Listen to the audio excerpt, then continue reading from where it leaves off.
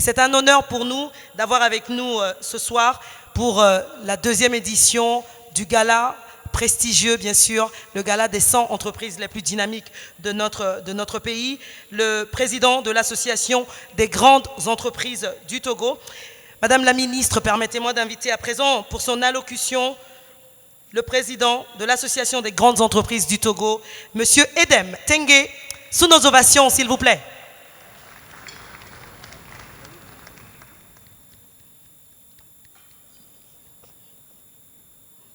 Et pendant qu'il vient, nous rappelons que nous sommes bien sûr en direct ce soir, que ce soit sur la chaîne togolaise, mais également sur RTB, 2STV et ORTB.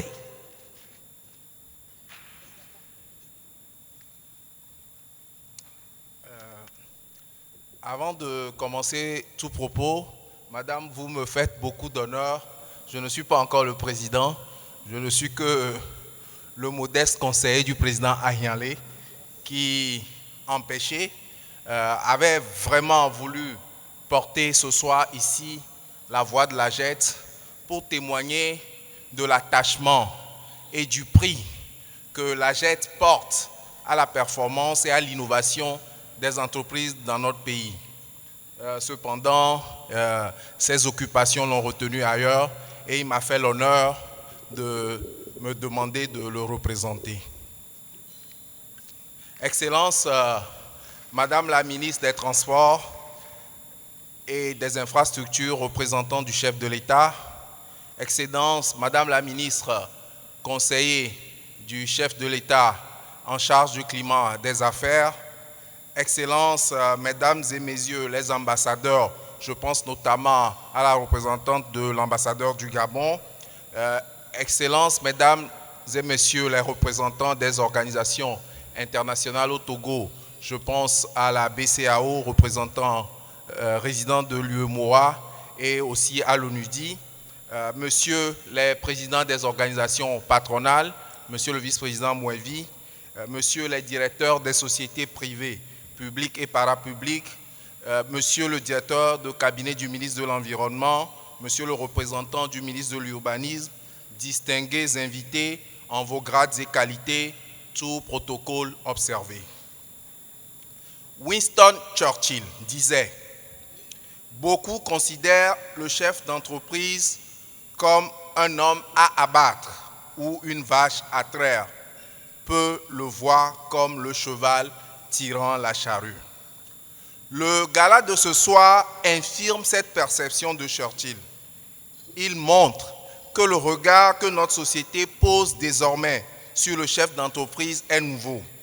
Qu'elle a compris que la réussite de ces chefs d'entreprise doit être célébrée et posée en modèle. Ce changement de perception des entreprises et des chefs d'entreprise est le gage que nous nous sommes débarrassés des scories du passé et avons désormais pris le chemin d'une croissance économique plus forte et plus saine car basée sur le dynamisme du secteur privé. Les experts sont unanimes. La question de l'entreprise et de l'entrepreneuriat est une question éminemment politique, surtout sur un continent jeune de par sa population comme le nôtre. Les raisons sont bien connues. 450 millions d'Africains vont arriver sur le marché de l'emploi à l'horizon 2050. Les fonctions publiques ne les embaucheront pas. La seule voie pour nous, pour que nous puissions assurer notre existence comme société, est que des entreprises toujours plus performantes et innovantes embauchent ces nouveaux venus sur le marché du travail et que les plus courageux parmi eux créent leurs propres entreprises. Une entreprise qui naît assure une qualité de vie nouvelle à ses clients par une offre nouvelle de biens ou de services, donc un meilleur confort. Elle crée des emplois et autour d'elle se développe un écosystème de fournisseurs qui à leur tour emploient de la main-d'œuvre. C'est aussi et surtout des impôts payés à l'État, donc à l'ensemble de la collectivité. C'est pour cela que Churchill invite à percevoir le chef d'entreprise comme le cheval tirant la charrue. Les pouvoirs publics togolais l'ont désormais bien compris. Il n'y a pas de bénéfice à opposer l'entreprise et l'État dans l'enjeu du développement. En témoigne la part belle qui est faite au secteur privé dans le financement du programme national de développement, ou encore la création d'un cadre de concertation entre le secteur privé et le secteur public. J'aime à dire que développer, c'est mettre ensemble le secteur public, le secteur privé et la société civile pour en tirer la meilleure résultante.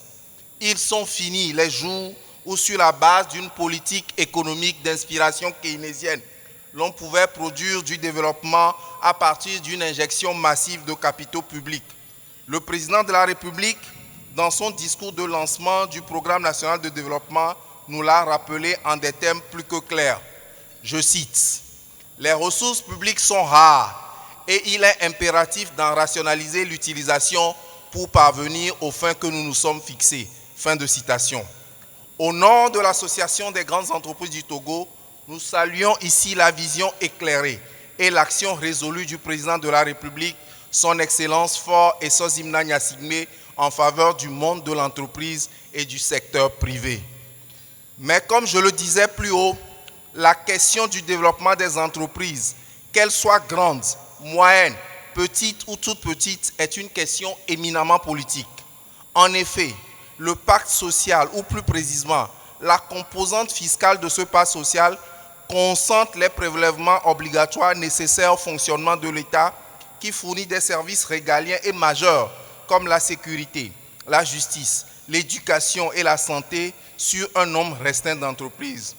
Ce n'est que de l'accroissement du nombre de ces entreprises contributrices au budget de l'État que nous pouvons attendre de l'État qu'il soit plus performant avec des services plus efficaces dans tous les domaines qui sont les siens que je viens de citer. Il n'y a pas de recette miracle. C'est de la prospérité de nos entreprises que dépendra de plus grands moyens pour un État plus efficace. Ceux qui voudraient des routes, des ponts, des hôpitaux ou des écoles sans payer leurs impôts ont tort. C'est pourquoi je le dis haut et fort qu'il est juste de célébrer les meilleures entreprises et chefs d'entreprise de notre pays, qu'on ne doit pas se cacher ou rougir de réussir chez nous. Et j'ai envie, comme l'ancien président chinois Deng Xiaoping, de nous dire « Enrichissez-vous, enrichissons-nous ». La JET prend et prendra toute sa part à cet effort de construction nationale. Avec 767 membres, elle représente une force économique considérable. Je vois dans la salle le président Simenou, un des anciens présidents de la JET et président d'honneur aujourd'hui. Et j'espère, je ne connais pas, je ne suis pas dans le secret des dieux, et j'espère que le cabinet Ecofinance retiendra la qualité de cet homme. Je m'en voudrais de finir sans parler de lui, parce que, monsieur José Simenou, vous êtes un homme de vision, foisonnant d'initiatives, et vous êtes un passionné du monde de l'entreprise. Soyez honoré du rôle que vous avez joué à la présidence de la JET. Vous avez été en toute occasion un ambassadeur hors pair et un digne représentant des entreprises membres. Continuez par faire avancer la cause des entreprises. C'est une cause noble. Nous sommes à l'heure du féodalisme d'entreprise et vous en êtes un prince. Vos efforts comme président de la JET ont été à juste titre reconnus car la JET a fait de vous son président d'honneur.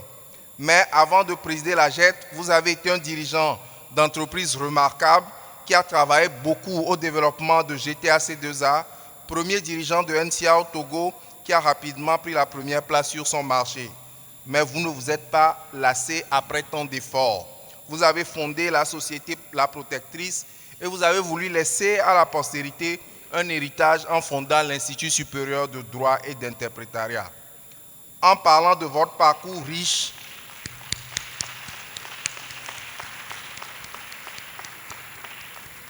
je ne peux pas m'empêcher de penser à l'Ecclésiaste qui dit « Tout ce que ta main trouve à faire, fais-le bien, car il n'y a ni œuvre, ni combinaison, ni connaissance, ni sagesse dans le Sheol tu vas.